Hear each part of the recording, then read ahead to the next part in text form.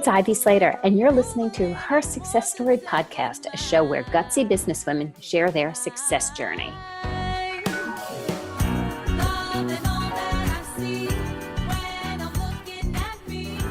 Hello, this is Ivy Slater, and welcome to today's episode of Her Success Story. I am so excited. We have been doing a series on women leaders in the law. And this is a series we've done before. I'm repeating it because we've had so much interest from so many of our listeners to learn more about dynamic women leaders, what they've accomplished, and how they've navigated it. Today, I bring you Michele Mirman. She's the senior partner and founder of Mirman, Markowitz, and Landau. Michele has been a trial attorney for over 45 years, ladies and gentlemen. And wait, just look at her picture. It looks like it was like 4 years. Be that as it may, she works in the area of personal injury with a focus on construction, personal injury, and a variety of different things that Michele is going to explain to us. And she'll share with us how she built the practice and how she's navigated doing that while raising a successful family and building a beautiful life for herself today. Michele, thanks for joining me here. Thank you so much, Ivy. I'm so pleased to be here with you. So give us a little bit of the beginning. Give us the beginning. Like, what led you to build your own firm? That, for being a trial attorney for so long, it was not the norm for women at that time to go out and build their own firm. So what was the catalyst for that for you? So it wasn't even the norm for women to go out and be trial lawyers when I started. I tried my first case in court in 1977, and you could not see another woman trial lawyer in any of the 5 boroughs at that then. I worked for 2 different firms. For a firm, Spat and Bauman. Arthur Spat took the bench. He ultimately went to the federal bench and unfortunately recently passed away. After that, I worked for Paul Mirman, who was my husband, and we had a local office in Canarsie in Brooklyn. In 91, my son was a year old, and I decided that I wanted to change our office, the type of cases we took, the magnitude, and I felt that being in Manhattan was the better choice. Our office was not only local, but our practice was essentially in Brooklyn. So that was a bold move, because by changing the office, you needed to create an entirely new stream of business that was focused on where you were going versus where you were. Well, I took my clients with me. I did not leave them behind. Good for you. Thank goodness. Right. It's a good beginning when we do that. I had an extensive mailing list. And of course, I kept all my clients in a loop that we would be moving, we are moving, and we have moved. And they were always invited to the office. And at that time, this is pre-internet, we spent a tremendous amount of time on the telephone calling people. And this was not a 5-day-a-week job. It was an 8-day-a-week job, because of course you could find people at home Sunday mornings. I didn't want to wake them up at 7 a.m, but they could expect a call between 8, 9, 10 before they went to church or started their daily activities. So you truly did this with one of the things I respect the most, of picking up the phone and letting people know what was going on. 100%. I think especially in my business, where we represent people who have been involved in serious accidents and have problems that linger many times for all their lives, they want to be able to speak to their attorney. They want to know what's going on. And they don't always want to be the catalyst. They want us to call them and stay in touch, even if it's just to say, hello, your case is on the calendar. We're waiting for a date. And I think it's important to give these clients that peace of mind. And so, I'm going to jump forward in this whole process, because I want to lean in here for a second. Today, when we have so much internet resources, right? We could email, we could text, we could let people know. What do you guys still pick up the phone in your firm? Do you actually still call your clients on a regular basis? Yes, we do.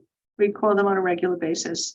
I have 8 lawyers here and about 15 people in my support staff. And of course we write letters, of course we text, of course we send emails. But when I give instructions, I always ask my people to call the client also, touch base, say hello. Because again, you'll be surprised about the information you can get in a fast phone call as compared to sitting there typing for 20 or 30 minutes. And I think it's also, there's a degree today of missing the personal connection and the personal service.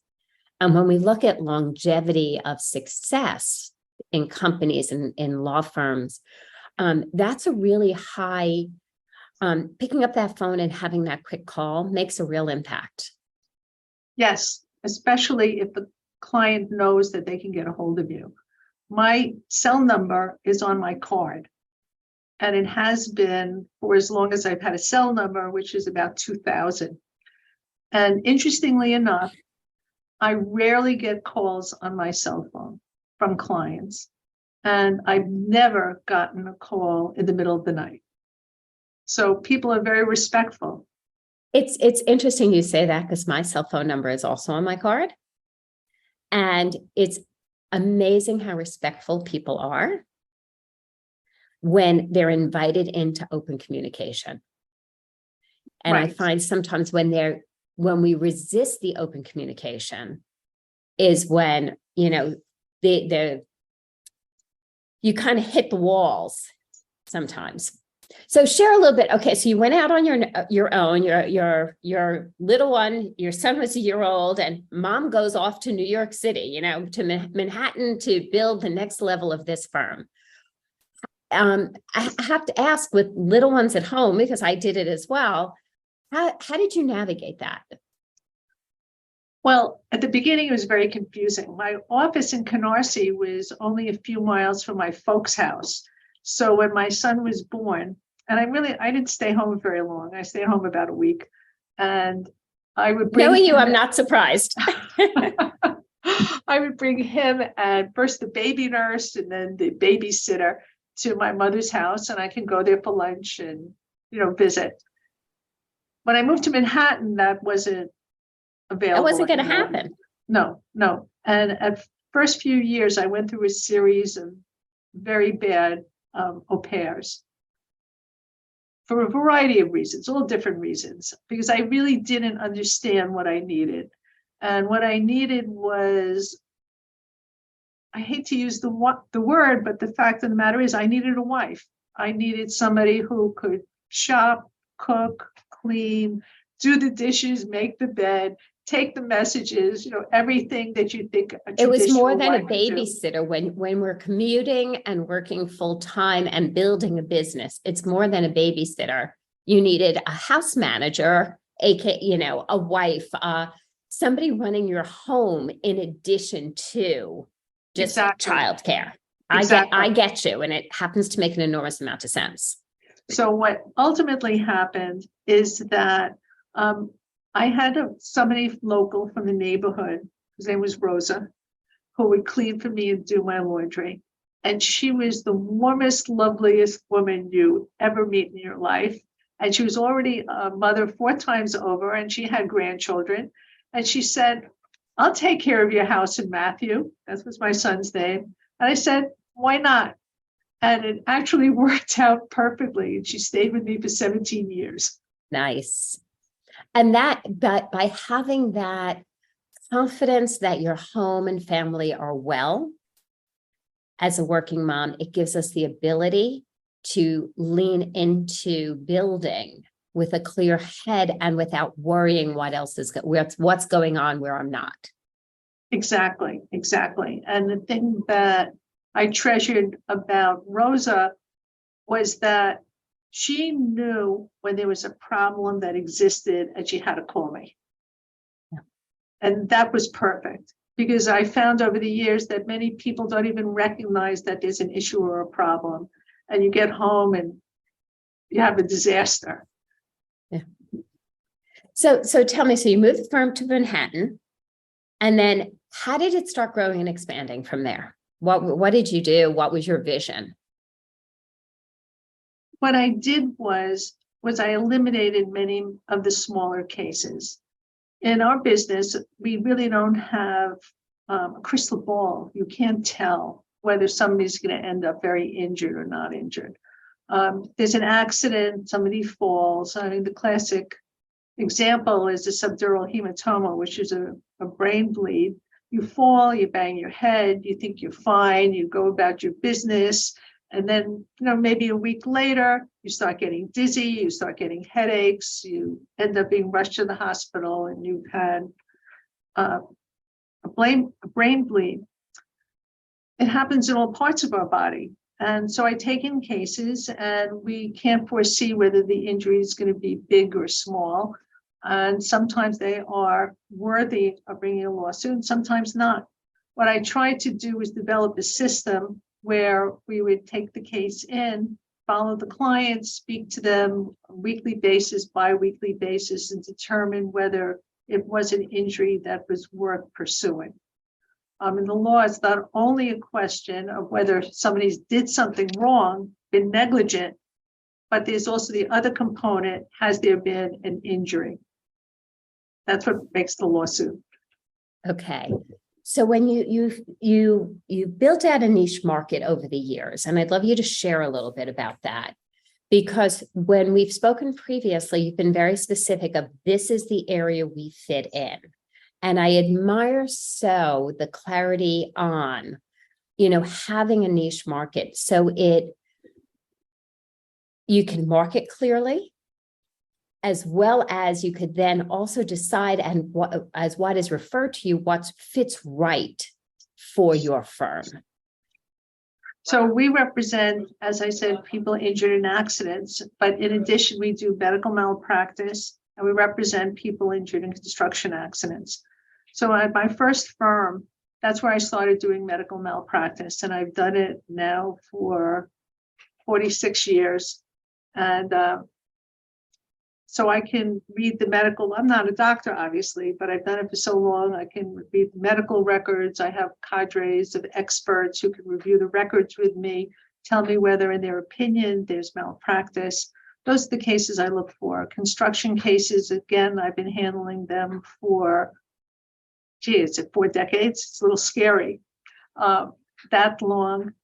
We're extremely familiar with the law. We know the experts. We can judge whether a case is going to be, we're going to be granted summary judgment, or whether we're going to have to go to trial. I have people lined up who can write my appeals for me should I need to do it.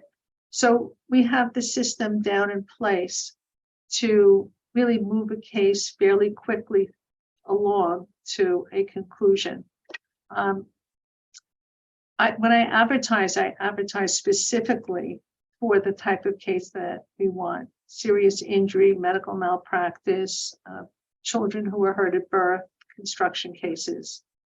And I have seen you are great on your social media. I want to, listeners, follow Michele. She does social media really well. And there's a lot to admire about that. So I want to give a shout out to that one.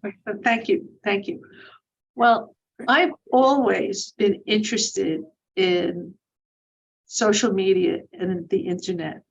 So I got my first database back in '94, and I've been almost completely computerized since then.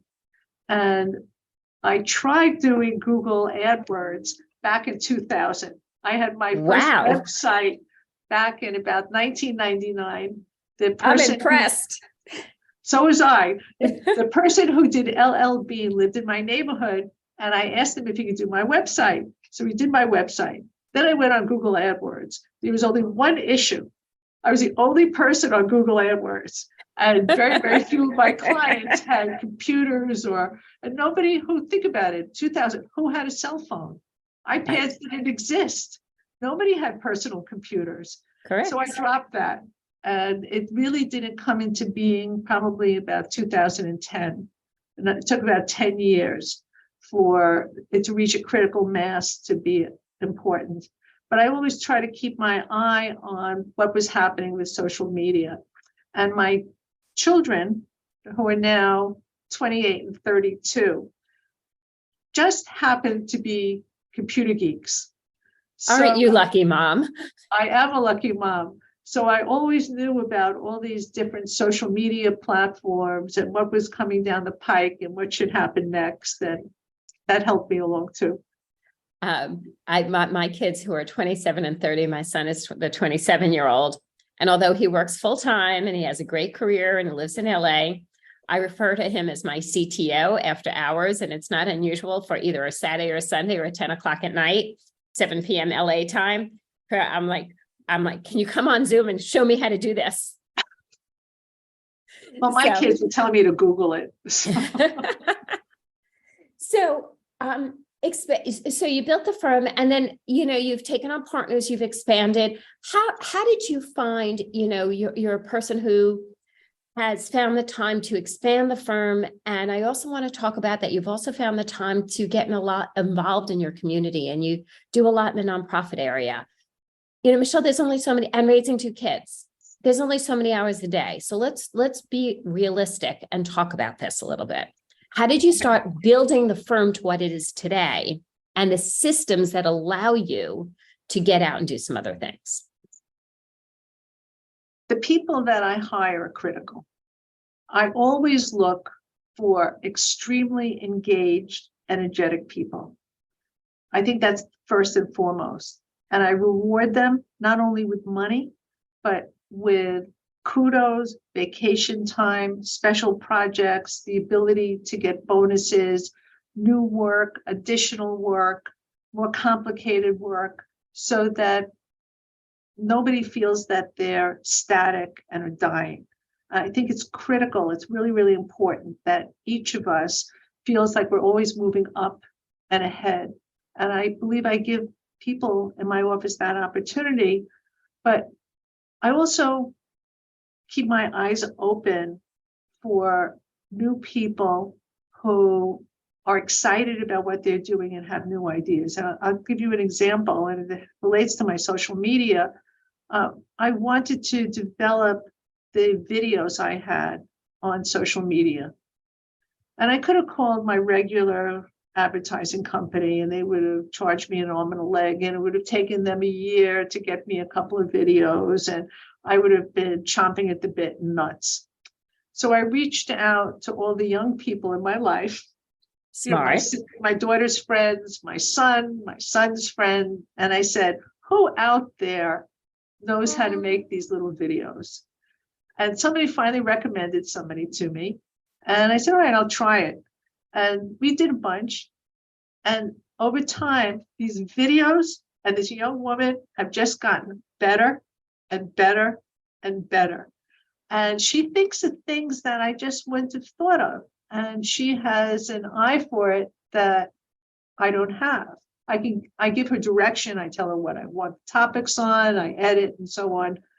But she's great. And I think that there are lots and lots of people like her out there. So when I hire in my office, I look for the same thing. People who, of course, they can type, and of course, they can answer the phone, and of course, they can spell.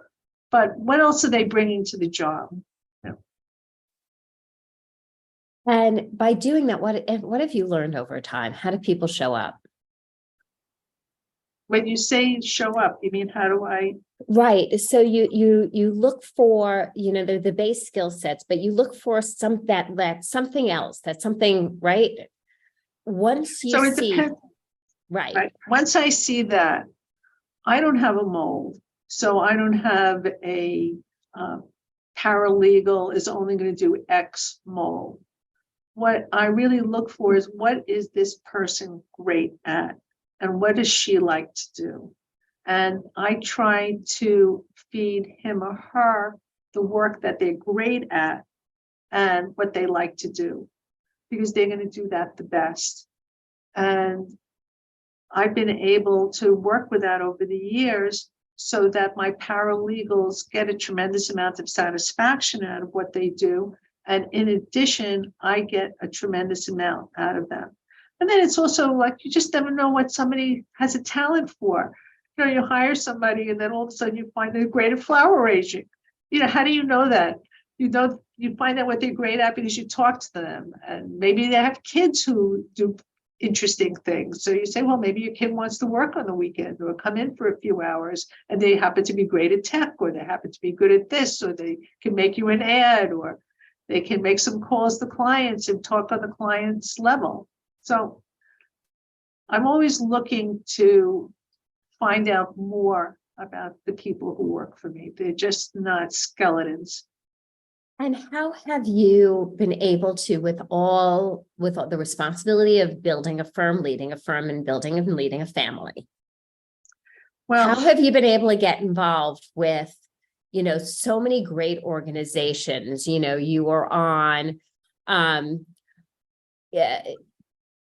you're a trustee for the Lower East Side Tenement Museum. You're the president of the Bear Givers Organization, a nonprofit that creates kindness projects for children. You're a strong supporter of the Brooklyn Kindergarten Society. I know you're involved in the Brooklyn Bar Association Foundation. You don't sit on the sidelines doing nothing here. Those other things can be a full-time job to others.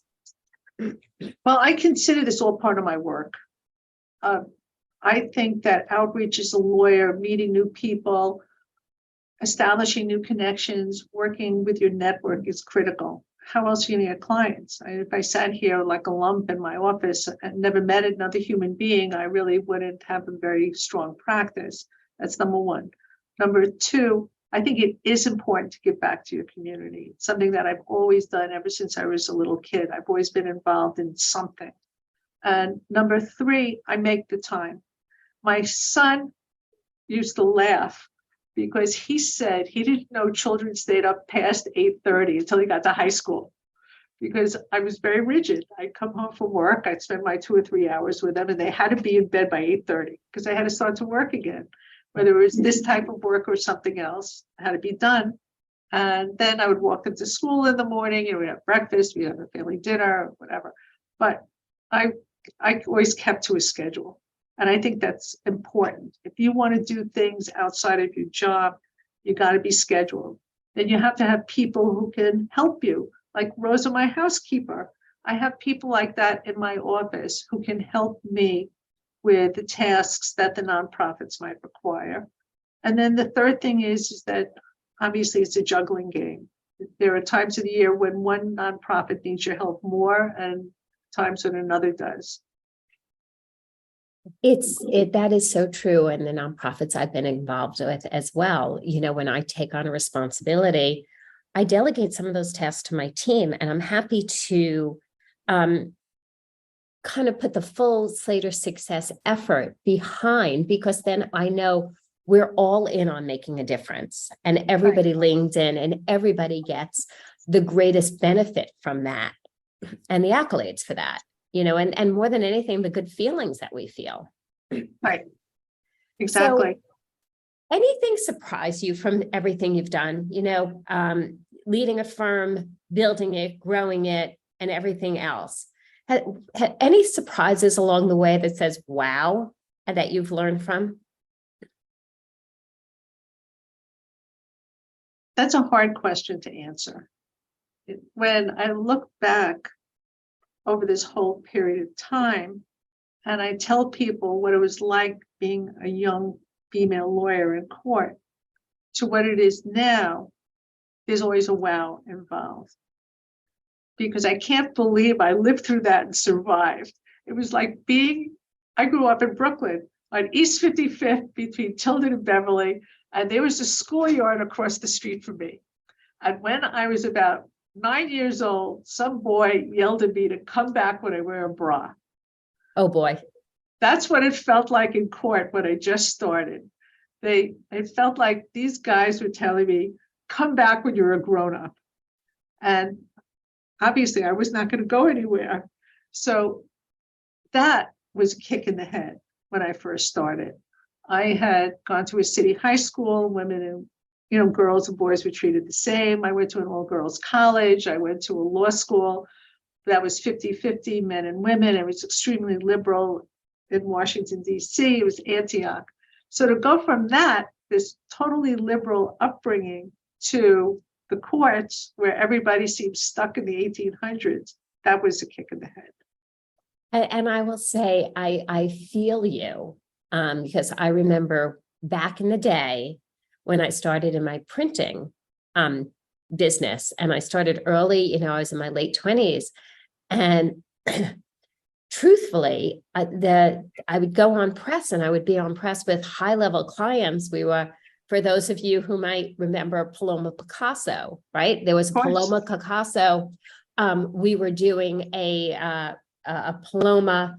They did a lot of branding through Tiffany's with a style, and then there was a sheet set they did, and we were doing the advertising for this. And I spent nights and nights learning the process and learning the understanding the color, the balance, this, that, and the other thing. And as I gained my confidence and I truly knew what I was doing, I would lean in, and very often between the production the guys around the press, they would elbow me back as if I did not have a say. And at that time, I used my small stature as a way to just kind of weasel back into the front and assert myself, because I had the confidence that I did know what we needed to do.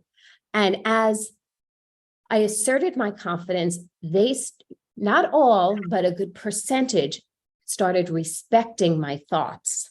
But it took time, and it took consistency of action.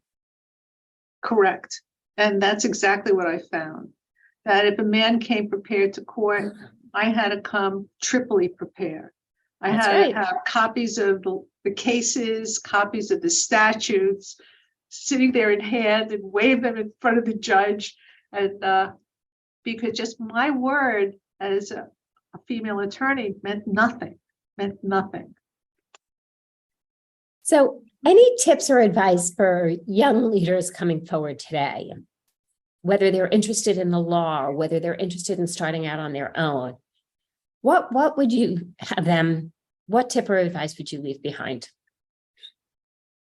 First thing is, I think you have to work hard. You just got to make up your mind that you're going to work as hard as you possibly can. Even if it's a 7-day-a-week commitment, if you want to get to where you want to go, you got to put in those 7 days. And then the second thing is that you really must be part of your community. You have to understand and know what people want, what people are saying, what the temperature is outside. You just can't be a hermit, because life is going to pass you by, and you're going to be back 100 years and not be up with the times. Fair enough. Michele, share a little bit. How can our listeners learn more about you, your website, your LinkedIn? Well, I am on LinkedIn. It's under probably my law firm, Michele Mirman, Markovitz and Landau. My website is mermanlawyers.com. I post regularly on Instagram, Facebook, and on LinkedIn with my new lovely videographer. And I'd love to see you all there. Thank you, Michele. Thank you for joining me here today on Her Success Story. Thank you, Ivy. And listeners, stay tuned as we're doing this fabulous series on women leaders in the law. Also, a special shout out during this series. We're doing it on the month of the Women-Owned Law Symposium that Michele and I are both involved in. It's a place for women leaders in the law, women-owned law firms, to talk about entrepreneurship, leading a business, and leading your career forward. Any interest there, just feel free to check in. Most importantly, if something resonated with you today, take a moment and write it down. And then make a decision. What is the action you're going to commit to based on how that felt for you? That's the greatest tip I could leave you with today. Thank you for joining us here. See you next time on Her Success Story.